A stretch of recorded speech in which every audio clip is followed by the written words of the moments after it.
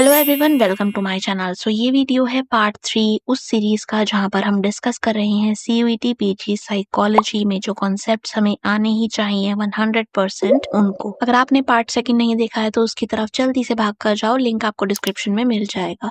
Channel अच्छा लगे तो सब्सक्राइब कर देना, लाइक करना, कमेंट करना और शेयर करना मत भूलना वीडियोज को।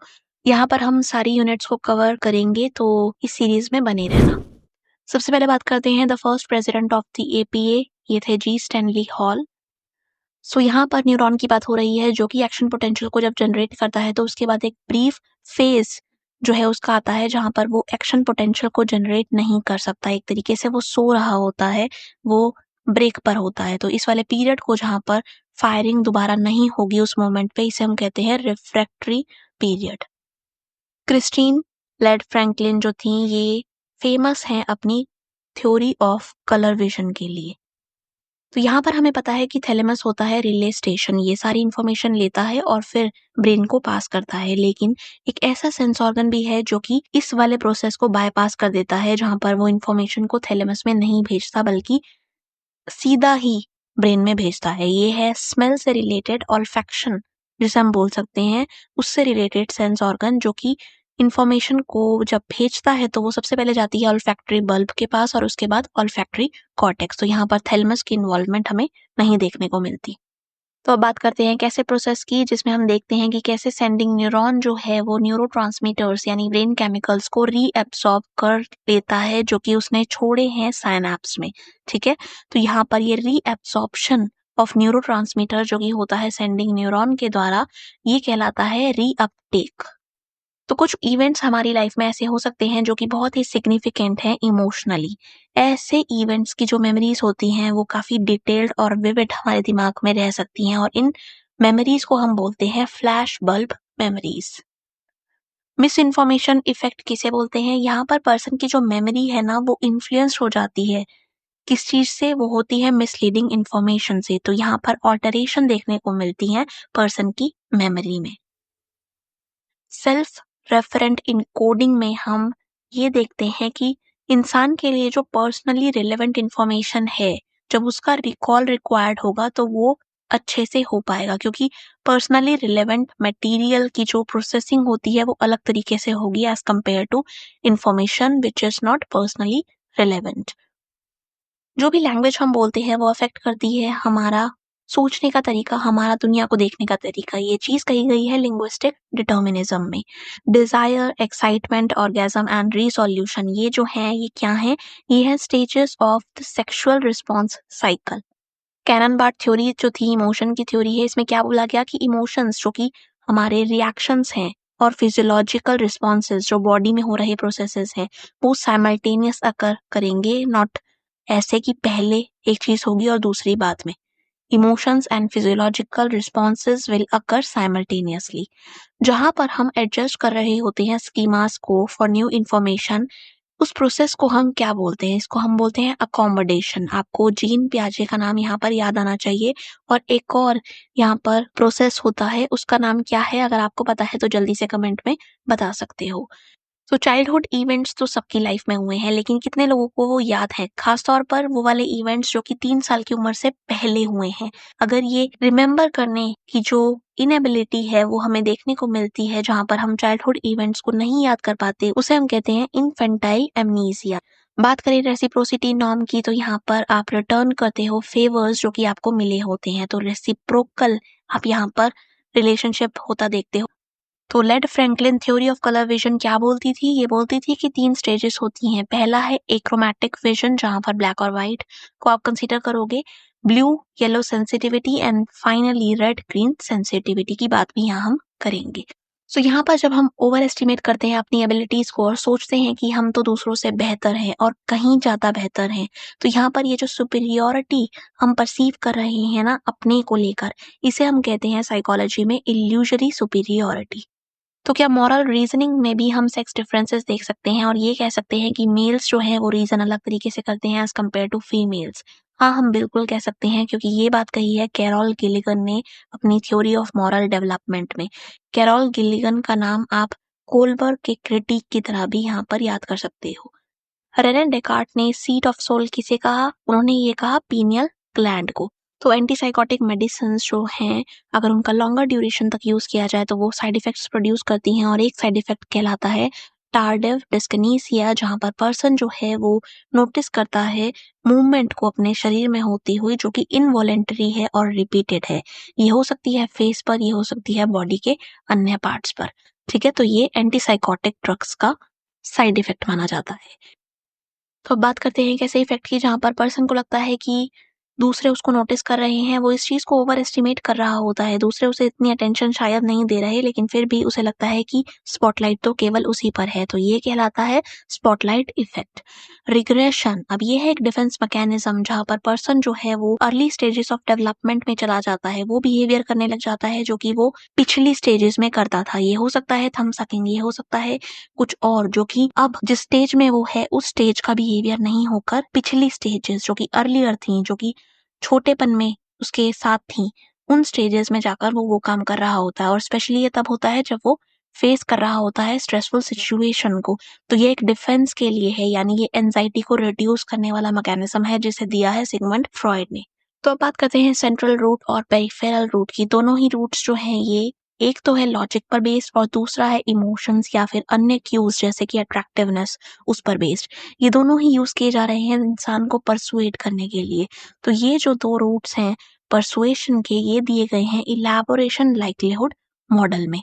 पर्सन का बिहेवियर, पर्सन की पर्सनल कैरेक्टरिस्टिक्स और उसका इन्वायरमेंट, ये सब कुछ इंटरैक्ट करते हैं, ये पैसिव नहीं होते, ये इन्फ्लुएंस कर रहे होते हैं अपने आप को, एक दूसरे को। तो यहाँ पर ये जो इंटरैक्शन है, ये इन्फ्लुएंस करने का जो तरीका है, ये कहाँ बताया जाता है हमें? ये हमें बताया जाता है रेसिप्रोकल डिटर्मिनिज्म नाम के कॉन्सेप्ट में, जो दिया है एल्बर्ट बेंड्यूरा ने अपनी सोशल लर्निंग थ्योरी में। तो क्रिटिकल पीरियड हाइपोथेसिस जो है विल्डर पेनफील्ड का, ये क्या कहता है? ये सिंपली ये कहता है कि इंसान के पास अपने बचपन में कुछ लिमिटेड समय होता है जहाँ पर अगर वो कुछ सीखना चाहे तो वो एकदम से वो वहाँ पर उन कॉन्सेप्ट्स को ग्रास्प कर सकता है, लैंग्वेज को, स्किल को ग्रास्प कर सकता है। जबकि अगर वो विंडो जो है लिमिटेड टाइम की वो ओवर हो गई तो पर्सन को डिफिकल्टी हो सकती है उसी स्किल को एक्वायर करने में। तो अगर ये क्रिटिकल पीरियड के दौरान हो रहा है तो लैंग्वेज लर्निंग अच्छी होगी as compare to critical period निकलने के बाद। तो यहाँ पर एक ऐसी प्रैक्टिस की बात हम कर रहे हैं जिसे हम कहते हैं हार्किंग, जहाँ पर हाइपोथेसिस आप बनाते हो लेकिन वो भी रिजल्ट्स आने के बाद। तो यहाँ पर हाइपोथेसिस शुरुआत में नहीं बनाया जा रहा, ये बनाया जा रहा है जब आपको पता लग गया कि रिजल्ट्स कैसे हैं। तो ये जो एक प्रैक्टिस है ना, ये ऑथेंटिक रिजल्ट्स आपको नहीं देगी, जबकि ये एक ऐसे रिजल्ट्स प्रोड्यूस करेगी जहाँ पर सिग्निफिकेंस इस स्टडी की कुछ नहीं रह जाएगी। ये जो टर्म है हार्किंग, ये दिया नॉबर्ट ने। ठीक है, तो ये याद रखना है। रॉटर की सोशल लर्निंग थ्योरी जो है उसमें 4 कंपोनेंट्स बोले गए, वो क्या थे? वो थे behaviour potential, expectancy, reinforcement value and finally psychological situation. Unconscious feminine aspect जो है मैन का, वो क्या कहलाता है? वो कहलाता है अनीमा। ये दिया कॉन्सेप्ट कार्ल यूंग ने। तो जब हम अपनी इनसिक्योरिटीज को ढकने के लिए दूसरे एरियाज में एक्सेल करना चाहते हैं और कर रहे होते हैं, सोचते हैं कि इन एरियाज को अपनी स्ट्रेंथ बना लो तो इनसिक्योरिटीज जो है वो ढक जाएंगी, और बहुत मेहनत कर रहे होते हैं इस चीज के लिए, तो ये जो ओवर कंपनसेशन का बिहेवियर है, ये किसने दिया? ये दिया एल्फ्रेड एडलर ने इंडिविजुअल साइकोलॉजी में। तो सेल्फ ऑब्जर्वेशन यानी इंट्रोस्पेक्शन के लिए जो जर्मन टर्म है वो है सेबेसबोबातुंग। ठीक है, तो ये जो है एक जर्मन टर्म है जिसको आप इस तरीके से लिखते हो जैसे यहाँ पर लिखा हुआ है। तो एक जो असेसमेंट टूल है जिसका नाम है Edward personal preference schedule, EPPS, ये जिस थ्योरी पर बेस्ड है वो थ्योरी है HA मरी की। EPPS जो है ये 15 डिफरेंट पर्सनालिटी नीड्स को असेस करता है और ये एक फोर्स्ड चॉइस टेस्ट है। तो अब जो 15 नीड्स हैं जिसकी बात EPPS करता है वो है achievement, deference, order, exhibition, autonomy, affiliation, intraception, succorance. D से आएगा डोमिनेंस, अबेसमेंट, नर्चरेंस। सी से change, endurance, heterosexuality and finally aggression. इनको आप बहुत अच्छे से याद कर लेना। जब भी हमें असेस करना होता है टाइप ए पर्सनालिटी को, टाइप ए पर्सनालिटी कैसी होती है? हॉस्टाइल होती है, अग्रेसिव हो सकती है, पेशेंस लेवल कम होते हैं, प्रोन टू हाइपरटेंशन होती है। तो इन वाले पैटर्न्स को जब हमें असेस करना है यूजिंग अ टूल, तो हम यूज कर सकते हैं जेनकिंस एक्टिविटी सर्वे का। तो एल थर्स्टन के जो डिफरेंशियल स्केल्स हैं उसमें एक अप्रोच फॉलो की जाती है जो कि कहलाती है कंसेंसस स्केल अप्रोच। अब यहाँ पर कंसेंसस की बात हो रही है यानी एग्रीमेंट की, तो ये एग्रीमेंट होना चाहिए जजेस के बीच में जब वो डिसाइड कर रहे हैं आइटम्स को जो कि होंगे उस स्केल के। तो अगर हाई एग्रीमेंट होगा तो वो वाले आइटम्स को इन्वॉल्व किया जाएगा और कंसेंसस जो है वो स्टैब्लिश वहां पर हो जाएगा, जिसकी वजह से जो स्केल होगा वो अच्छे से यूज हो पाएगा। लुइस कटमैन का जो स्केलोग्राम एनालिसिस है ये कैसा है, ये है hierarchical in nature and predictable order में। यहाँ पर इंसान जो है एक ऐसे टेस्ट को प्राप्त करता है जहाँ पर जब वो रिस्पॉन्ड कर रहा होता है तो ऐसा होता है कि अगर उसने एक पर्टिकुलर क्वेश्चन पर हाँ बोला है तो उसके बाद कई ऐसे क्वेश्चंस आएंगे जहां पर उसकी हाँ का रिक्वायरमेंट होगा, और अगर वो ऐसा करता है तो एक क्यूमुलेटिव स्कोर वहां पर आता है जिसके थ्रू हमें पैटर्न पता लग जाता है पर्सन के एटीट्यूड का। तो ये बहुत ही हायरार्किकल और प्रिडिक्टेबल ऑर्डर में होता है और इसे स्केलोग्राम एनालिसिस कहते हैं।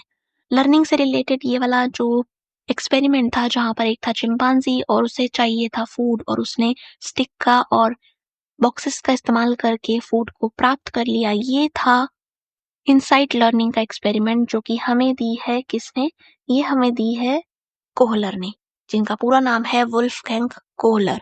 यहाँ पर इन्होंने बोला कि सडन रियलाइजेशन होती है सॉल्यूशन की, इसके दिमाग में पहले कुछ नहीं आएगा और अचानक से इसको सडन रियलाइजेशन होगी जो कि ट्रायल और एरर पर बेस्ड नहीं होगी, प्रीवियस इंफॉर्मेशन पर बेस्ड नहीं होगी, नॉवल यहाँ पर रियलाइजेशन होगी और सॉल्यूशन जो है प्रॉब्लम का मिल जाएगा। कुछ ऐसे एक्सटर्नल एजेंट हो सकते हैं जो कि प्रीनेटल डेवलपमेंट को एबनॉर्मल बना दे, यानी गर्भ में बच्चे को हानि पहुंचाएं। वो क्या हो सकती हैं, वो हो सकती हैं अल्कोहल, लेड या फिर किसी रेडिएशन के अराउंड जाना। तो ये कहलाते हैं सारे एजेंट्स टेराटोजेंस। ये बहुत ही हार्मफुल होते हैं और डेवलपमेंट को जो है ये खराब कर सकते हैं बच्चे की। तो जब सेल की डेथ होती है और ऐसी डेथ जो कि प्रोग्राम्ड है, तो यानी सेल जो है वो कुछ ऐसी चीजें विटनेस करेगा जहां पर वो अपनी डेथ के करीब जा रहा होगा। ये जो प्रोसेस है ये कहलाता है अपोप्टोसिस। ठीक है, यहाँ पर प्रोग्राम्ड होती है सेल की डेथ। जब कोई भी सब्सटेंस या ड्रग या केमिकल इनहिबिट कर देता है एक्शन को न्यूरोट्रांसमीटर के, तो वो कहलाता है एंटेगोनिस्ट।